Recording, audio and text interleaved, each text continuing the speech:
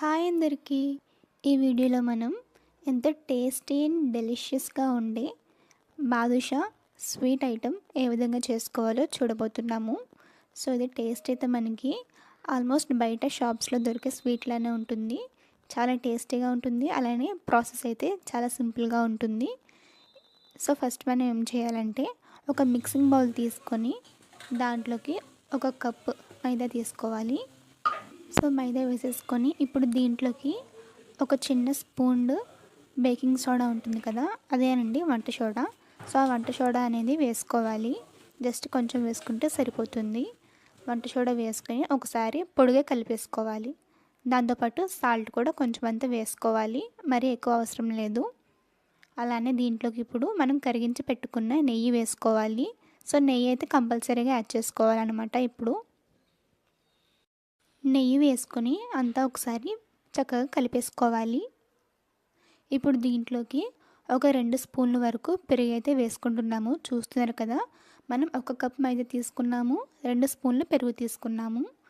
అలానే కాస్తంత నెయ్యి, ఇంకా వంట సోడా, అలానే కాస్తంత సాల్ట్. సో ఇలాగే ఇవన్నీ వేసుకొని ఇప్పుడు దీంట్లోకి తగినంత నీళ్ళు వేసుకుంటూ చక్కగా మనం పూరీ పిండిలాగా కలిపేసుకోవాలి. ఇలా కలిపేసి చక్కగా మూత పెట్టేసి ఒక 10 నిమిషాల పాటు అలాగా వదిలేద్దాం. ఒక 10 నిమిషాల నుంచి 20 నిమిషాల వరకు ఉంచుకోవచ్చు, ఏం పర్వాలేదు. ఇప్పుడు మనం అది పిండి సెటిల్ అయ్యే లోపు మనం పంచదార పాకం చేసేసుకుందాం. ముందుగా గ్యాస్ ఆన్ చేసుకొని ఒక మూకుడు పెట్టేసుకోవాలి. దీంట్లో మనం 1 కప్పు పంచదార వేసుకోవాలి. మనం 1 కప్పు మైదా తీసుకున్నాం కాబట్టి 1 కప్పుడు పంచదార. 1 కప్ పంచదారకి ఒక 1.5 కప్పు వాటర్ తీసుకొని ఇలా వేసేసుకొని చక్కగా మనం పాకం వచ్చేలాగా చేసుకోవాలి. ఇప్పుడు దీంట్లోకి ఒక 3-4 యాలకులు తీసుకొని చక్కగా దంచుకొని ఇలాగే వేసేసుకోవాలి. మీరు పౌడర్ వేసుకున్నా పర్వాలేదు, ఇలా వేసుకుంటే మనకి చూడడానికి కూడా ఫైనల్గా బాగుంటుందన్నమాట. సో ఇప్పుడైతే మనం పిండి కలిపెట్టేసుకున్నాం కదా, అది మనకు కావాల్సిన సైజులో, సో మనకి మ్యాక్సిమం బాదుషా అంటే ఈ సైజులో ఉంటే సరిపోతుందన్నమాట. తీసుకొని చక్కగా ఉండ్రంగా చుట్టుకొని కొంచెం ఇలా ఒత్తుకొని ఇలాగ ఒక ప్లేట్లో పెట్టేసుకొని చక్కగా ఒక వేలుతోటి ఇలాగ మనం చిన్న హోల్ లాగా చేసుకోవాలి. కంప్లీట్ హోల్ చేయాల్సిన అవసరం లేదు, జస్ట్ ఇలా అనుకుంటే సరిపోతుంది. సో మనకి ఇది బాదుషా షేప్ అనమాట. ఎవరికైనా తెలిసిందే కదా షేప్ అయితే. సో ఇది సింపుల్గా చేసేసుకోవచ్చు. చేసుకుని ఒక ప్లేట్లో పెట్టేసుకోవాలి. ఇప్పుడు అది మనం ఫ్రై చేసుకోవాలి. సో ఒక మూకుడులో ఆయిల్ వేసేసుకున్నాము. మనం చేసుకున్నది తక్కువ క్వాంటిటీ కాబట్టి చిన్న మూకుడు తీసుకుని మనకి కావాల్సినంత ఆయిల్ వేసేసుకున్నాము. అది మరీ హీట్ అవ్వాల్సిన అవసరం లేదు, కొంచెం హీట్ అయితే సరిపోతుంది. అప్పుడు మనం ఈ బాదుషా వేసేసుకోవాలి. వేసేసుకొని ఆ సిమ్లో ఉంచేసి చక్కగా 2 వైపులా కూడా మనం వేగనివ్వాలి. హై ఫ్లేమ్లో పెడితే కలర్ వచ్చేస్తే కానీ లోపల పచ్చిగానే ఉంటుంది, ఓకేనా. సో సిమ్లో పెట్టే వేయించుకోవాలి.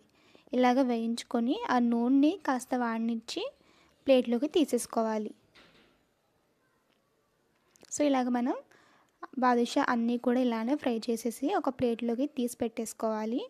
అలానే మనకి పంచదార పాకం కూడా రెడీ అయిపోయింది. మనకి పంచదార పాకం అనేది చేత్తో పట్టుకుంటే కొంచెం జిగురుగా ఉంటుంది, తెలిసిందే కదా, ఎవరికైనా తెలుసు పంచదార పాకం అంటే.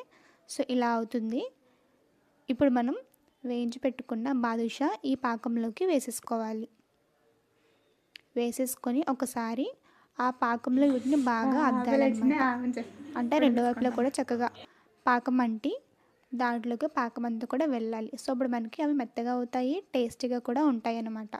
సో చూస్తున్నారు కదండి, బాదుషా అయితే యాక్చువల్గా నేనే ఫస్ట్ టైం ట్రై చేశాను, బట్ చాలా బాగా వచ్చింది. చూడడానికి కానీ టేస్ట్ కానీ నిజంగా బాదుషాలానే ఉంటుంది. ఎవరైనా చేయొచ్చు అనమాట, అంత ఈజీగా ఉంది ప్రాసెస్ అయితే. సో ఒకసారి ఇలా ట్రై చేసి చూడండి, ఖచ్చితంగా టేస్ట్ బాగుంటుంది, 100% బాగుంటుంది. ఈ వీడియో మీకు నచ్చితే ప్లీజ్ అండి ఖచ్చితంగా వీడియోని లైక్ చేయండి, ఛానల్ని సబ్స్క్రైబ్ చేయండి.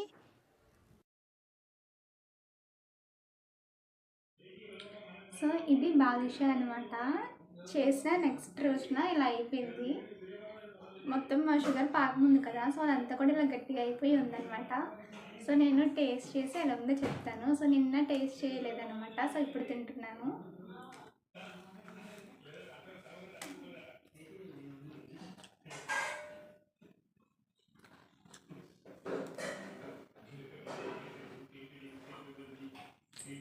సో టేస్ట్ అయితే బాగుంది.